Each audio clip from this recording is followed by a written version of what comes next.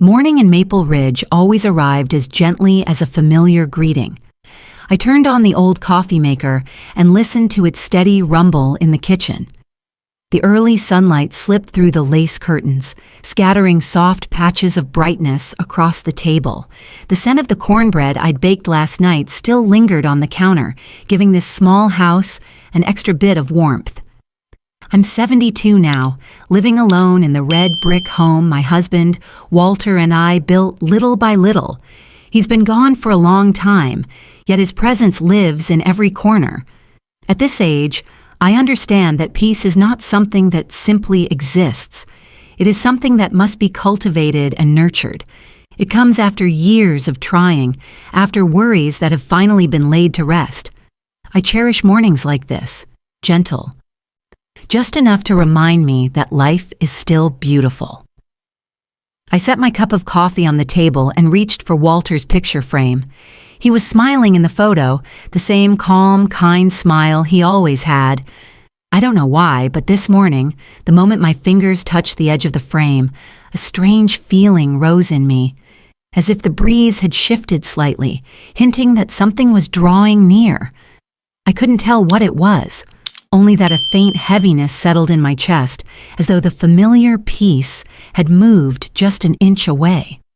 I took a deep breath and reminded myself, peace is the greatest gift of old age. As long as you still have it, hold on tight. I was about to set the breakfast table when the front door opened without a knock. Evan walked in, quick, firm, and with a breath that carried an edge of urgency. It wasn't like his rare casual visits. Today, his steps carried a weight I recognized instantly, even before he spoke a word. "Mom," Evan said as he placed his key ring on the kitchen counter, "I need to talk." I didn't even have time to respond before he continued, as if afraid he might lose his courage. "We've made up our minds. This week, the whole family is moving in with you." I froze, still holding the dish towel in my hand. His words dropped into the small kitchen with such weight that the air seemed to stop. Evan pointed toward the hallway and went on without asking what I thought. "The sewing room can be for the kids. Rachel and I will take the living room. The back room is for Hazel, Rachel's mom, since it's closer to the bathroom." His voice was steady, as though everything had been calculated in advance. As though this were his house, not mine. My heart skipped a beat. I looked at him, unable to understand when my own son began to believe he could make decisions for me so easily, but I said nothing. I stayed quiet because sometimes silence is the only way to keep yourself calm in the face of the unexpected. The first climax has appeared. This is the moment when viewers are pulled into curiosity, wanting to know what will happen next, so a CTA is inserted here. If this part of the story makes you wonder what lies ahead, feel free to subscribe so you don't miss the upcoming chapters. We share real-life stories about family, connection, and gentle lessons, where anyone may find a piece of themselves. When Evan left the house, I stayed in the kitchen for a long while. Everything looked the same as it had minutes ago. The cup of coffee still steaming, the sunlight touching the tiles, the faint smell of cornbread lingering. But inside me, a different kind of quiet had begun to crack. I remembered the time Evan moved back after his divorce. I thought he only needed a few weeks to get back on his feet, but a few weeks turned into 14 months. The house grew messy, the bills increased, and I found myself quietly cleaning up to avoid tension. He promised he would help, but life kept him busy. I didn't blame him. Back then, I still believed a mother should endure. But in the end, all I felt was that I was being pulled into things that were never mine to carry. I looked toward the living room, where Walter's armchair still stood. He used to sit there on his good days, reading the paper and glancing up to smile whenever I walked by. Once when I told him Evan kept asking for help with one thing after another, he set the paper down and said softly, "Hold on to what you've built. Don't let love for your son cost you your own life." His words returned so clearly that I had to sit down. Maybe because I knew that if I allowed Evan to move in again, everything would slide back into place exactly as before. I would endure, and then endure some more, in silence. But I'm 72 now. I cannot keep living a life decided by someone else. I touched the edge of the table and wondered, do I dare change things? Outside, a gentle wind passed through the pines behind the house. Not strong, but enough to tell me, it's time to protect whatever life I have left. That evening I called Martha Geller. We'd known each other for more than 30 years, back when she still worked as a real estate agent. Martha understood family matters better than anyone. She'd lived through her own days of having to fend for herself when no one stood on her side. The next morning, we met at Millie's. The cafe was as busy as ever, filled with the smell of roasted coffee and warm waffles. Martha looked at me for barely a second before she sighed.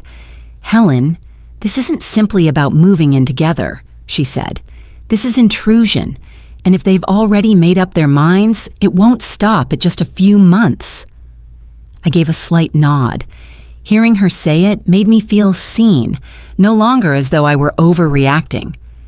Martha opened her bag, pulled out a few business cards, and placed them on the table. "Here, call Daniel Hayes. He's a lawyer who handles housing and family matters. Straightforward type, no tiptoeing.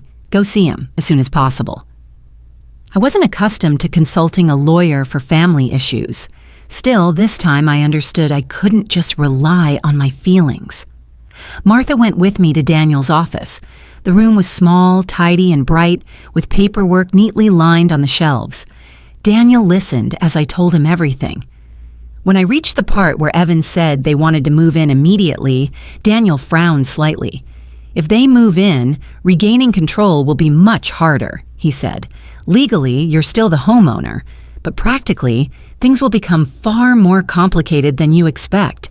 You need to decide before they arrive." I clasped my hands together. Daniel wasn't harsh, yet his meaning was clear. If I did nothing, my life would be disrupted for a long time.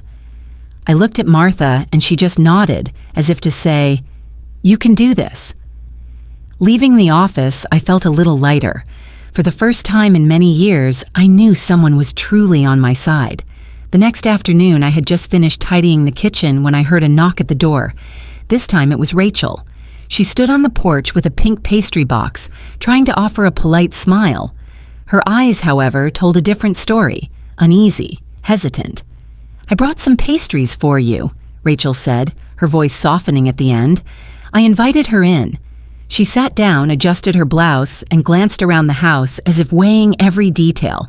She might have been trying to smooth the atmosphere, but it didn't hide the fact that she had come to say something important. "I just wanted to explain a bit more," Rachel began. "We've been having a hard time lately. The landlord at the new place sent a notice. They want to raise the rent, and we haven't been able to catch up. Evan thought, if we stayed here for a while, things would be less stressful." She said it with a hopeful tone, but also with a hint of embarrassment. I could see the exhaustion beneath her light makeup. They didn't just want convenience, they were truly struggling. I set my teacup down and asked quietly, "Rachel, has anyone asked me yet? I mean, truly asked whether I want this?" She froze. Her eyes shifted away from mine, falling to the table. Her fingers began to twist the edge of the tablecloth, as if searching for an answer she knew she didn't have. We thought you'd agree, because you usually help everyone." I nodded once. Very slowly. "I used to," I said. "But that doesn't mean I always have to." Rachel bit her lip, stood up, her eyes turning slightly red. "I'm sorry if we put you in a tough position. I'll talk to Evan." She picked up the pastry box and walked toward the door. Before leaving, she turned back, her confidence gone, replaced by something fragile. I understood she wasn't trying to hurt me. She was caught between pressures, money, her children, her own expectations. And me, this time, I needed to stand on my own side. The door closed softly. The house was quiet again, but my mind wasn't. That night, I was cleaning up the living room when I heard a car screech to a stop outside. Before I could step out, the door burst open. Evan stood in the doorway, face flushed, eyes filled with disappointment and a sharper anger than I'd ever seen in him. "Mom, what did you say to Rachel?" His voice boomed through the room, shrinking the space around us. I set the cloth down on the chair. "I just asked her one question, the question you both should have considered before making any decision." "She cried the whole time," Evan said, pacing like someone who had already lost his patience. "You're making everything harder. We're trying to take care of you and you're fighting us." I looked at him, not harshly, not escalating anything, just clearly. "Evan, do you want to take care of me or do you want to decide for me?" He froze for a few seconds, then shook his head, unwilling to hear what I meant. "Mom, you living alone like this is dangerous. I just want you safe. This house is big. You don't need all of it. Us moving in makes sense." I inhaled slowly, keeping my tone steady. "If you want to protect me, you have to respect me first. This is my house. And I have never said I needed anyone to live with me." Evan let out a brittle laugh, but it trembled, less from anger, more from fear. I saw it immediately. He was under pressure. He didn't know what else to do except push the weight onto me. "The moving truck comes Saturday," he roared. "I already told the landlord. We've moved out. You can't change your mind now." "I'm not changing my mind," I said. I never agreed. Evan's face reddened again. He slapped his hand on the table, making the picture frame on the wall tremble. "You're being selfish, Mom. At your age, you should be grateful someone even wants to live with you. You don't understand us." I stood still and let him finish. My heart twinged, but it no longer wavered. "Evan," I said slowly, "I no longer have the strength to live a life arranged by someone else. I won't let things repeat this time." He stared at me, confused, wounded, angry. Then he turned away, throwing back one final line. "I don't care. Saturday, we're coming. You can't stop us." The door slammed so hard that the teacup on the table rattled, but this time I was the one still standing firm. The next morning, Martha called me. Her voice was gentle but firm. "Helen, you need to meet with Daniel. Lauren wants to take another look at the house." I went with Martha to the appointment. Lauren May, the potential buyer, was a woman in her mid-30s, small in stature, with a kind face. She strolled around the yard, touched the railing lightly, and looked through each room. I stood beside her, simply observing, saying nothing. After a while, Lauren turned back with a hesitant smile. "I like this house, but the roof needs work and the wiring in the back room is a bit old. If the price could come down a little, I'd buy it right away." I knew she was being honest, and I knew my house was aging. The only thing that made me hesitate wasn't the price. It was the memories held within every wall. Daniel reviewed the documents and found that a copy of last year's tax statement was missing. Without it, the process would be delayed. I had to drive to the municipal office in the next county to obtain a new copy. The weather was warm, the drive a bit long, but I went immediately. Maybe I drove faster than I thought I still could. When I returned, Daniel smiled, and Lauren exhaled like someone who had been waiting for something important. Sitting before the stack of papers, I suddenly noticed my hands trembling slightly, not because I was afraid of selling the house, but because I fully understood the implications of this decision. I had lived through so many years, so many losses, just to keep it. But if I allowed Evan to move in, everything I had protected for so long would no longer belong to me. I signed. The ink hadn't even dried, yet I already felt a weight lifting from my chest.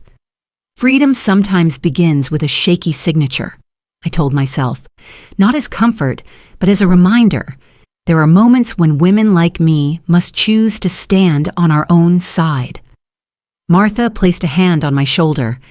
"You did the right thing, Helen." I nodded without speaking, but inside, I knew I had just closed one door to open another. One meant for me. That evening, the house was so quiet I could hear every whisper of wind passing the porch. I stood outside the living room for a moment, then slowly walked in as if wanting to memorize the space one more time. I ran my fingers across the wooden cabinet Walter had built with his own hands. I opened a drawer and looked at my old sewing kit. I lifted the sewing machine for a moment and set it back down, as though confirming it would come with me to the new place. Each item brought back a small fragment of life, quiet pieces that warmed me inside. I walked through the bedroom, straightened the edge of the sheet, and smoothed the corner of the dressing table. Not to tidy. I just wanted the house to feel complete before I left. Back in the kitchen, I sat down and took a piece of paper. I didn't plan to write much, nor did I want to scold. I only wanted to leave Evan something I had never said aloud. Evan, I know you're struggling. I have never wanted to be a burden to anyone, nor do I want anyone to make decisions on my behalf. I'm grateful for the years you've tried, and I hope you understand that respect is the foundation of any family. If you ever want to visit, my door will still be open, but please come with respect. Mom. I folded the letter and placed it neatly on the dining table. Then I packed only what I truly needed: a few clothes, documents, Walter's watch, our wedding photo, and the small sewing machine. I left everything else unchanged. This house was already whole. I didn't need to carry much to begin again somewhere else. Before turning off the lights, I looked around one last time. Not as sad as I had expected, just a lightness in my chest. Perhaps because I knew I had made the right decision. I locked the door, set the key on the counter for the handover, and went to the bedroom. For the first time in many days, I slept peacefully. Saturday morning was colder than usual. I woke early, brewed a pot of tea, and opened the window for some fresh air. The house was spotless, the furniture neatly arranged, almost no trace left of the decades I had lived here.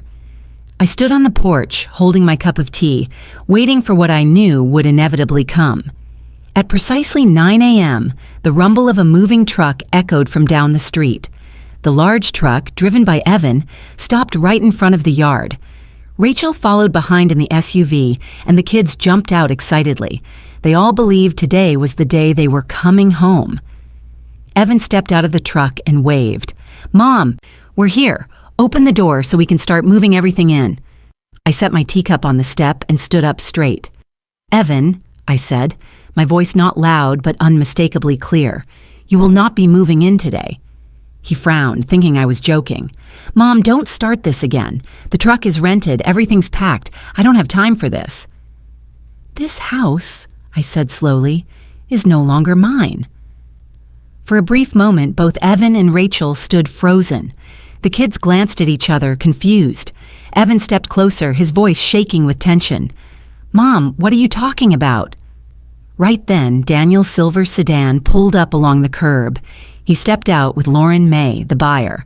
Lauren carried an envelope and a set of new keys. They walked toward us politely but with firm purpose. Daniel greeted Evan and said, "I'm Mrs. Porter's attorney. I'm here to finalize the handover. All documents are complete. As of this morning, this house is legally owned by Mrs. Lauren May." Evan stood stunned, his face drained of color. Rachel raised a hand to her mouth. The children stopped at the steps, looking at their parents in confusion. No, that's impossible," Evan stammered. "You can't sell it. This is the family home. It's where I grew up." I looked him straight in the eye. "Evan, it was the home I built, and I chose to protect what's left of my life." Rachel began crying, no longer holding back. "Where are we supposed to go now? Evan, say something." Lauren stepped forward, bowed her head slightly at me, and accepted the keys. She said softly, "I'll take good care of this place." At that moment, one of my grandchildren tugged at Rachel's sleeve and whispered, "Is Grandma not living here anymore, Mom?" I turned away so the children wouldn't see my eyes welling up with tears. Even though I had prepared myself, that question still pierced my heart. Evan looked around, then back at me. The anger faded, replaced by a sense of panic. "Mom, why would you do this? You didn't have to go this far. I just wanted..." "You wanted to solve your problems," I said gently but firmly, but you chose to make decisions for me. I stepped back, letting Daniel handle the rest. Voices filled the background, signing papers, reviewing documents, completing the transfer. I simply stared at the row of trees near the street, steadying my breath. When everything was finished, Daniel nodded at me. I knew it was time to leave. Evan stepped forward, his hands clenched, but his voice barely above a whisper. "Mom, please don't go. Please." I answered only, "Helen Porter isn't disappearing, but she will live where her life is respected." I turned away. Martha had been waiting for me in the car. As I closed the door, I heard Evan call out, no longer shouting, only the voice of a son who no longer knew how to fix what had broken. I kept my eyes forward. This time, I did not turn back. Martha opened the car door for me. I sat in the front seat and fastened my belt, my hands still trembling slightly, not from fear, but from the weight of emotions the morning had demanded of me. Evan was still standing in the driveway. His face was torn between anger and confusion, though the latter was now more substantial. When Martha started the engine, he took several steps toward the car. "Mom, talk to me, please." His voice had lost all its firmness. There was only the sound of a son grasping for something as it slipped out of his reach. I looked at him through the window, not with blame or sadness, just to remember him as he was in that moment. My son was hurting, and I understood that, but I also knew that if I stopped now, everything would fall back into the old pattern. I lowered the window slightly. "Evan, I'm not angry at you," I said, "but I need to live the way I choose. When you're ready to talk with respect, you can find me." Evan opened his mouth to say more, but the kids called from behind him, pulling him back into their chaos of confusion. They didn't understand what was happening, only that their parents were more strained than ever. "Goodbye, Mom. Please don't go." His last words cracked, unable to stay steady. Martha placed a hand on my shoulder. "Helen, you did well. It's time to go." The car moved forward. I faced ahead. Maple Ridge slowly drifted behind us. With each street we passed, I felt my heart grow lighter. I wasn't abandoning my family. I was leaving a situation I had endured for far too long. When the car turned the corner, the red brick house vanished from sight. I closed my eyes for a moment, not to avoid looking back, but to remember the instant I chose to stand up for myself. A closed door doesn't mean an ending. It is simply a pause, so that my life can find its peace again. 3 months later, I had grown accustomed to the rhythm of life in Eureka Springs. The small wooden house lay on the edge of town, surrounded by pine trees and gentle sloping roads. Every morning, I opened the window to welcome the cool air, brewed a cup of coffee, and sat on the chair by the porch. It was simple, yet enough to start my day gently. I spent time reorganizing my bookshelf, planting a few more flowers by the entrance, and volunteering at the local library twice a week. I taught the children how to care for books, read a few chapters with them, and assisted the older ones in finding materials for their essays. It wasn't heavy work, but it made me feel useful, still connected to the world around me. Sometimes Martha drove over to visit. She brought pastries or a bouquet of wildflowers. We sat on the porch drinking tea, talking about my new neighbors, the kids at the library, or simply sitting in silence as we watched the evening sky. Her presence reminded me that I wasn't alone. During that time, Evan called many times. At first, I didn't answer. I wasn't ready to talk, and I believed that was better for both of us. Later, Evan left voice messages, sometimes apologizing, sometimes telling me little things just to check in. His messages were no longer demanding. They were slow, thoughtful, and more sincere. I read all of them, but still didn't respond. Healing is a process that requires time, and I wanted to be sure that when I finally spoke with my son again, it would come from a place of calm, not from pressure or fear of hurting his feelings. In the afternoons when the sun hung low, I often sat watching the last light stretch across the small garden. Some days I thought about the old red brick house. I didn't regret leaving. I only hoped Evan would understand that my decision wasn't meant to oppose him. It was to preserve the remainder of my own life. This new life was modest but peaceful, and for me, that was enough. One early summer afternoon, I was watering the flower pots on the porch when I heard a car stop at the gate. I looked up and saw Evan stepping out. With him were Rachel and the 2 kids. None of them rushed. The air felt different from the times before, quieter, gentler, as if they had prepared themselves before coming. Evan walked toward me slowly and carefully. His face no longer carried the tension from the last time I saw him. The children ran up first and hugged me, making me laugh softly. The feeling was familiar and warm, so warm that I had to take a deep breath to steady myself.